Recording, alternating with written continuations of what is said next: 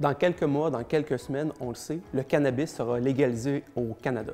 Au Québec, il existe un large consensus pour confier la vente du cannabis à une société d'État. C'est pour ça qu'on crée la Société québécoise du cannabis, qui en fait est une filiale de la SAQ, qui va voir à la distribution, à la vente du cannabis et qui va verser ses profits à un fonds de recherche et de prévention. Dans l'ensemble, le modèle retenu par Québec est bon, mais il y a quand même une série de problèmes.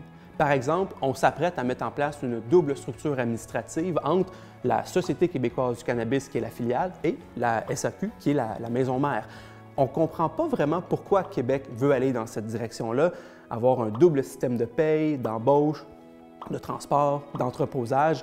À la fin, tout ça n'est pas très efficace. On va créer une double structure d'emploi, essentiellement pour que les employés de la Société québécoise du cannabis n'aient pas les mêmes conditions de travail que ceux qui sont à la SAQ. Ça, c'est non seulement injuste, mais c'est aussi dangereux. D'un côté, on veut des employés compétents, bien formés pour vendre le cannabis, mais de l'autre côté, on ne veut pas les payer convenablement. Ça a comme conséquence, ça a comme risque d'avoir un haut taux de roulement à l'intérieur de la société d'État. Ça va avoir des coûts importants au niveau des embauches, au niveau de la formation, une perte d'expérience, une perte d'expertise.